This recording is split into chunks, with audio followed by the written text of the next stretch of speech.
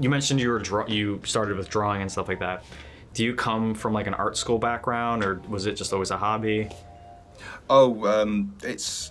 I mean, I started drawing when I was two, Wow. but yeah, it was always it was art and computers that I liked as I was growing Hmm. up. So I got when I went through school, it was art there. When I went to college, art again, and then after that, university art. But it was never drawing. It was mainly computer focused, like Hmm. graphics, typography, a teeny weeny bit of animation. But it was never ever drawing. They always tried to push me away from that. I mean, I loved drawing, but every time I did it, they were like, "No, no, no, drawing's old. You need to get contemporary, do the new stuff." And well, that if only they could see that now. Like, so did they mean new stuff as in like digital drawing and like tablet drawing? Pardon? So by new stuff, did they mean like you drawing on a tablet or things like that, or more so Oh, like? no, no, no, no. They meant like ditch that, get into photography, um, Oh. layouts.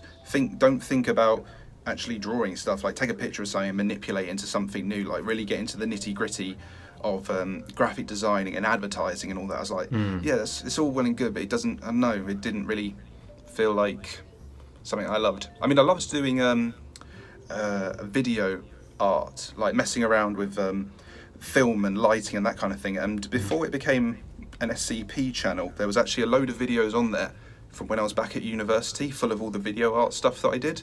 Hmm. And yeah, that was really fun to do, but there wasn't much call for it. But yeah, I'd say I definitely come from an artistic background. Although nobody in my family is. I'm probably the first. Same. Po- No, same here. Like my grandma used to do painting as a hobby, but that was it. No one like professionally got into arts here in my family. Um, what kind of video art was it? Like experimental kind of thing? Yeah, definitely. It was. Tell you what, I'm going to throw some things at you. Do you remember the? Have you ever watched American Horror Story? Bits and pieces. Okay. Like only the first season. Yeah. Have you seen the movie Seven with Morgan Freeman Yeah, of and course. Brad Yeah. Pitt? What's in You the know that box? kind of. Yeah, yeah. You know that kind of intro sequence. Oof, I haven't seen it forever. Oh, well, there's these bits like where it's all the types all weird. There's like bits of film that are all compressed together. It's all like really scratchy. Nothing really fits together. The American Horror Mm. Stories had the same thing in their intros. That kind of Oh, okay. I see what you're saying, disjointed, yeah. abstract kind of video art. That's what I really liked doing. So kind of like a Like, mix between like physical and digital touch up on top of that, or was it all like physical effects that you did?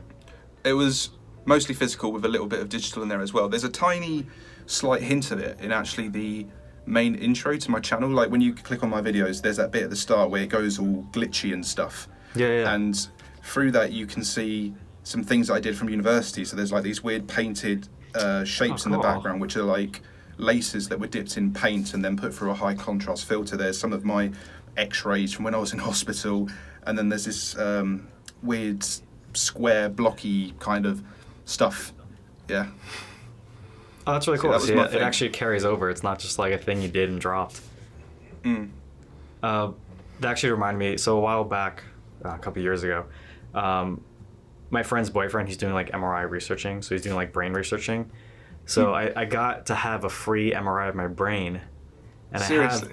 I have the pictures, but they're on my phone. But I'm like, you know what? That just made me think. Why not? Why not throw it into something one day if you're using like you old X-ray photos of yourself? Honestly, any kind of MRI, CT scan, X-ray, they are a treasure trove when it comes to horror stuff. When because I used the X-rays for a piece of stuff while I was at school, but trying to get hold of those, I had to contact the hospital that I went to. I had to pay to get them out as well. They sent Oh, them really? they sent them on a disc. I mean, who does that anymore? But yeah, they did that. So I had to. Also, it took a third-party program to get them, but I digress. Anyway, getting all those X-rays is great. That's cool. Is it just like all random body parts, or just like your arm or something? Oh, they were random. As a kid, I was extremely accident prone. What have I got? I mean, I think I broke my arm twice. I've split my head Oh my twice. I've got God. metal going up my right leg. I've so many things have been broken. So I've got pretty much X-rays now of every part of my body. It's great. You can see my lung in one of them. Wow. I literally I only have one injury that I had in my childhood, and it's pathetic. What was your one then? I was sleeping one night and my mom tucked in the sheets extra tight, nice and comfy. And so I'm in second grade, so I'm probably like 7 years old or 6 or 7 when this happened. And it's weird hearing your education system, because over here we just I know, do like, yeah. Like college is university in the U.S. a lot of times, but college is like high school, I think, for you guys. But anyway, so by that point, I wake up, all is well. So I go to sleep, I wake up, all is well, and then I move my foot, and I feel a shock of pain come up. And I'm freaking out, like, what is happening? What is going on? Well, turns out, overnight, my foot got cut in the blanket, and so for people watching the video, my foot stayed in the direction that I sleep on my side. So I was pointing to the left, my foot was pointing to the left, I rolled over overnight to my right, and my foot never rolled over. So I somehow sprained my ankle in my sleep, and that's the only time I got like a childhood injury period. I've never broken a bone or... Yeah, so that's my pathetic injury. I've never heard of anyone spraining their ankle in their sleep. It's incredible. Who knows? Maybe I'm a first. Yeah. And I was on the top of a bunk bed, so I remember hopping down my bunk bed, one-legged, hopping to the doctor's office out of the car. Good times. But so one thing that actually reminded me of when your uni professor, whoever, was telling you that you should move to photography, not hand drawing.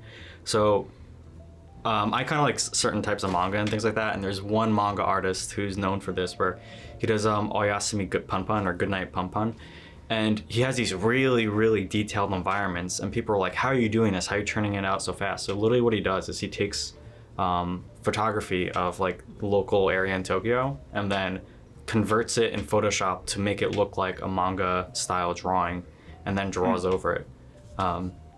Which I always felt was really crazy. But then on top of that, he ends up drawing details into the environment on top of that. So you can tell it's definitely not like a laziness thing for him. But that's... Yeah, There you go, go ahead. That kind of approach, when I was first started moving to digital, I started looking at digital art books, and you can see how they've actually taken pictures from real life and then painted over it. So sometimes you're there thinking like, wow, that grass looks so realistic, and then you look a bit closer and you're like, oh yeah, it is grass. It's real grass. It's a photograph that they've just painted over, but it does look awesome and it gets the job done. Yeah, I mean, so I've been learning 3D modeling and stuff, and one thing that I always get amazed by is like really quality textures and like it's like the skin essentially on the model for people who don't know what texture is. And what's kind of hilarious, so I've been learning a lot from Ian Huber, and what he does is a lot of times he just takes photos of things and then crops out the photo and just pastes it onto the model. Like, that's it. And it's like, wow, this thing that I thought was super complicated. I mean, it doesn't always work, but it's amazing how much he personally gets away with, because he does a lot of like really intricate, really heavy detailed like cyberpunk stuff, which you think would be like crazy hard to do, but he's a genius, but he's kind of figured out a way to make it way easier than you would originally think it would be. But I'm surprised that like people were saying drawing's dead. Like I feel like there's literally no validity to that at all. Yeah, although I do a similar thing to him is I sometimes take textures from real life to add to some of my drawings just to give them a bit more feel. How do you do that? Like through Photoshop? Yeah. So just find a good texture that I like. Usually it's to do with adding a little bit more texture to like rock surfaces, or to do with fabrics, so they look a bit, it gives them a bit more texture.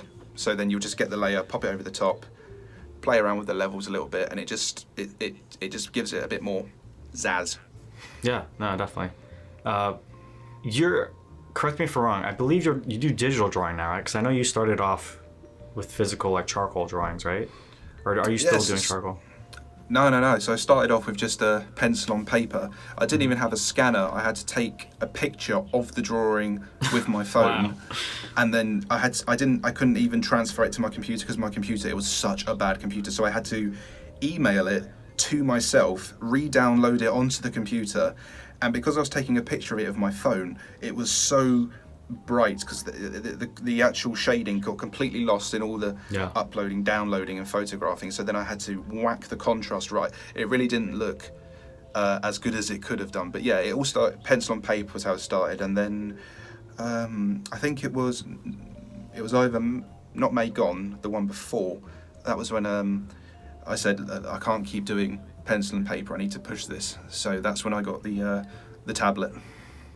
Was that tradition pretty easy, or I've drawn on no, the tablet that- a few times, but no. No, it was quite difficult at first.